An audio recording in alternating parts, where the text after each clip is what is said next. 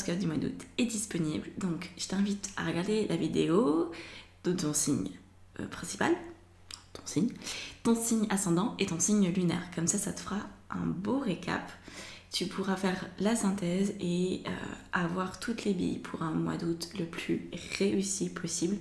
Pour tous les signes, c'est challengeant et pour tous les signes, il y a une thématique centrale qui est de prendre sa place, avec des nuances pour chaque signe. C'est la première fois depuis que je fais des taroscopes, c'est-à-dire depuis plusieurs années en fait, où je remarque un thème aussi central et aussi proche. Donc je pense qu'il y a quelque chose qui peut se passer très intéressant à un niveau collectif. Et n'oublie pas de t'abonner à la chaîne, à liker, à partager, à commenter, à me poser des questions si tu le souhaites. Et si tu as une envie d'être accompagné par moi, quelle que soit la forme que ça peut prendre, j'ai fait beaucoup de choses très différentes. Tu trouveras toutes les informations dans la barre d'infos sous la vidéo. Voilà, je te laisse découvrir ton taroscope. Profites-en. Allez, c'est parti les scorpions. Donc, on commence ce tirage de cartes par le 2 de bâton. 2 de bâton, donc ici. Ensuite, on va faire toute la diagonale jusqu'au 2 de denier. Et on parlera bien sûr de ces deux autres cartes ici et ici qui sont très importantes. Alors, commençons donc par la 2 de bâton. Cette carte-là, elle nous parle de ta synthèse, finalement, l'état dans lequel tu arrives à la fin du mois de juillet, début août. Donc, il semblerait que le mot-clé de ton tirage, enfin en tout cas un des mots-clés, ce soit l'indécision. Et en plus, il semblerait que tu aies tout un environnement autour de toi qui rajoute de l'embrouille là où tu n'as pas besoin d'en avoir. Donc, le 2 de bâton nous montre qu'il y a deux solutions que tu envisages, deux actions pour être plus précis. Peut-être que tu as même déjà agi. Parce que là, le bâton, c'est pas une idée, c'est quelque chose que tu as mis en place dans la matière. Donc peut-être que tu as joué sur deux fronts en même temps en te disant s'il y a une des solutions que j'ai mis en place qui ne fonctionne pas, avec un peu de chance, l'autre va fonctionner. Sauf que de faire ça, ça crée un désordre à l'intérieur de toi. Et ça ne répond pas finalement aux besoins de décision et de clarté qui est le tien. Donc même si sur le principe, ne pas mettre tous ses œufs dans le même panier, c'est intéressant, là il semblerait qu'il y a peut-être aucune action finalement que tu as mis en place qui te correspond vraiment. Tu vois, c'est pas du tout... moi ça me semble pas aligné en fait.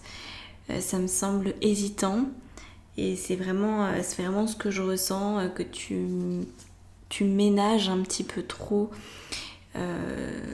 les décisions que tu prends, elles sont pas suffisamment franches. Alors, regardons ici, on a le jugement. Le jugement nous vient dans la position des circonstances de vie. Donc les circonstances pour le mois d'août, elles vont être empreintes de l'énergie du jugement. Je rappelle brièvement ce qu'est une circonstance, c'est un élément neutre qui est hors de ta capacité de contrôle. C'est par exemple aujourd'hui il fait beau, c'est tant mieux, j'en profite, mais si demain il pleut, il faudra aussi que j'accepte cette pluie. Donc c'est le concept de neutralité qui est très important. Pour autant, c'est pas parce que c'est neutre que toi tu réagis pas, on réagit en permanence à nos circonstances de vie.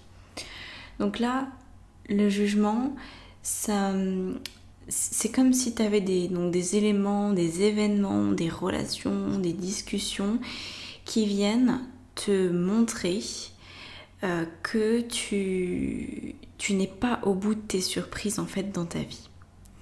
Que tu ne peux pas tout envisager, que tu ne sais pas véritablement jusqu'où les choses peuvent aller.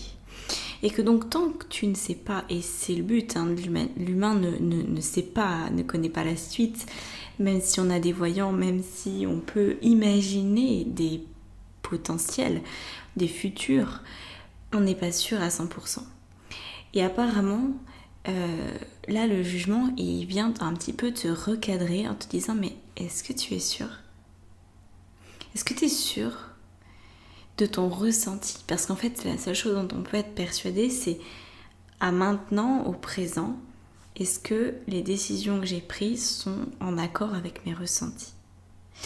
Et là, le jugement vient bousculer beaucoup d'idées, beaucoup d'idées reçues peut-être, et aussi vient bousculer les décisions, les actions que tu as pu mettre en œuvre juste avant. Donc c'est inconfortable. Il y a une notion très inconfortable. Et ce que je ressens aussi avec le jugement, c'est j'ai l'impression que tu as joué très petit dans les actions que tu as prises. Tu les as peut-être prises par facilité. Parce que c'était, voilà, bon, allez, je vais faire ça, au moins, bon, maintenant, je vais pouvoir continuer. Ça va quand même me permettre d'avancer dans ma vie. Oh, mais si, ça me correspond. Et en fait, j'ai l'impression que tu as pris certaines décisions en fonction de ton mental et pas en fonction de ton âme. Et là, il y a un petit rappel à l'ordre. Donc ça peut concerner n'importe quel domaine, on est bien d'accord. C'est toi qui sais quelles décisions ont été les tiennes, quelles actions ont été les tiennes dernièrement. Au mois de juillet ou peut-être même un peu avant. Hein. Et là, c'est comme si tu essayais de jouer un rôle inférieur au tien. En se disant, oh, bah, ça va bien finir par passer, je vais faire le dos rond, ça va bien finir par passer. Sauf si toi, imaginons, tu fais partie des personnes qui n'ont pas signé pour faire le dos rond et qui doivent justement se relever et affirmer leurs idées, leurs valeurs, leurs idéaux, et bien du coup la vie, elle va venir te chercher là-dessus. Donc elle va venir peut-être même te chercher dans des situations un petit peu conflictuelles où tu vas te dire mais pourquoi je ressens autant de violence, pourquoi je suis aussi stressée, pourquoi les gens, j'ai l'impression qu'ils m'attaquent ou qu'ils me jugent sans arrêt. C'est parce qu'en fait toi tu te fais la même chose à toi-même. Donc observe-toi, tu te court-circuites. Moi c'est vraiment la sensation que j'ai, que tu te court-circuites, que tu minimises ce que tu peux faire, que tu minimises ton potentiel et que du coup tu prends des actions à la petite semaine sans écouter la grandeur, si j'ose dire, de tes ressentis. Ici, on a la carte des pensées qui est donc représentée par l'arcane de la mort. Donc on a quand même 3 arcanes majeures pour toi, donc c'est intéressant, ça donne de la puissance, de la force à ce taroscope. Donc, l'état d'esprit qu'on te propose, qu'on t'invite à avoir pour le mois d'août, pour que ce mois d'août se passe bien, quelles que soient les circonstances, même si elles sont un petit peu en contrainte avec toi et avec les décisions que tu as prises dernièrement, eh bien, ça va être d'accepter de te transformer, d'accepter d'aller au bout. Moi, c'est ce que j'entends, au bout de ta transformation. Ta transformation est déjà amorcée, mais tu n'as pas été au bout. Peut-être que tu as peur, peut-être que tu te rends même pas compte que tu n'as pas été au bout, peut-être que tu crois que c'est suffisant. Mais écoute la voix en toi qui en veut plus. Écoute la voix en toi qui préfère de l'eau très froide ou de l'eau très chaude plutôt que de l'eau tiède. Il y a un besoin chez toi, semble-t-il, de clarifier vraiment les choses, d'aller jusqu'au bout des choses. Donc au niveau de tes pensées, tu es amené à dire ok, je suis prête à tout remettre en question. Peut-être je me suis trompée. J'admets que je me suis peut-être trompée jusqu'à présent. J'admets que j'ai peut-être pris des décisions par facilité pour pas aller jusqu'au bout d'une démarche qui pouvait peut-être m'effrayer ou qui pouvait me rappeler de mauvais souvenirs. J'accepte de respirer un autre air que celui que je respire aujourd'hui. C'est comme si tu étais prête à changer complètement d'environnement si jamais c'était demandé finalement par ton âme, tu vois. Donc là, c'est vraiment toi qui as la solution, hein, enfin comme toujours. Mais tu le pressens en toi. Simplement, tu te dis peut-être que c'est trop infime comme ressenti pour y accorder de l'importance, ou tu es peut-être minoritaire dans ta situation par rapport à ça. Peut-être que tu partages un point de vue, enfin tu as un point de vue que ton cercle familial par exemple ne partage pas. Peut-être que tu aimerais changer de métier et que ton cercle familial dit non, là où tu es ça te convient très très bien, surtout ne lâche pas, on a besoin de toi, on a besoin de ton salaire, etc. Et peut-être que du coup tu te dis bon, je vais prendre la décision d'aménager un peu mieux mon temps de travail, mais je vais quand même rester là où je suis. Pourtant, tu sens qu'il y a une voix qui te dit de bouger, de faire autrement. Et ça vient avec la carte du focus ici, donc c'est le monde. Le monde, ça va être ta carte de vigilance, ton point vraiment à observer pendant tout ce mois d'août. Et ce point, ça rejoint la mort par certains aspects, c'est-à-dire c'est j'assume qui je suis. Et ça, c'est vraiment, mais depuis le début que j'ai commencé à filmer les taroscopes, c'est encore et encore et encore et encore la même rengaine. Presque pour tous les signes, il y a ça en toile de fond. C'est juste dingue. D'habitude, il y a quand même des thématiques assez différentes d'un signe à l'autre. Et là, j'ai l'impression qu'à chaque fois, on enfonce le clou. Donc, le monde, il est là pour que tu puisses vraiment prendre ta place. Ose, vas-y. C'est ta vie. T'es pas là pour plaire. T'es pas là pour être accepté.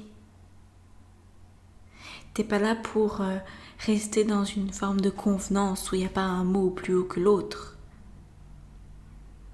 T'es pas là pour être dans une banalité un peu déprimante, un peu terne. T'es là pour vivre ta vie, avec toutes les variations à l'intérieur. Et tu es déjà parfaitement accepté et aimé par la vie elle-même. On ne peut pas plaire à tout le monde. Il y a déjà énormément d'humains sur cette terre à qui qui t'aiment, qui te respectent. Peut-être que tu les connais pas encore. Peut-être que tu doutes que des personnes comme ça existent. Et c'est peut-être pour cette raison-là que tu n'as pas pris les décisions jusqu'au bout. Au niveau émotionnel, on va en parler. Parce que je pense que c'est très lié à ton monde relationnel autour de toi, ton monde peut-être même professionnel. Je ne sais pas si c'est plutôt famille ou pro, mais en tout cas, ça a l'air d'être quelque chose de très présent.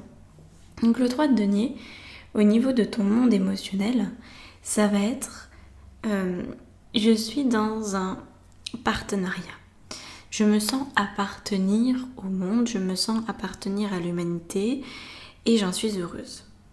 Et j'en suis même fière. Je suis fière de mon parcours, je suis fière des choix que je fais, que je pose, des actions que je mets en place dans ma vie, des bouleversements quand c'est nécessaire, parce que je sens que je fais partie d'une équipe.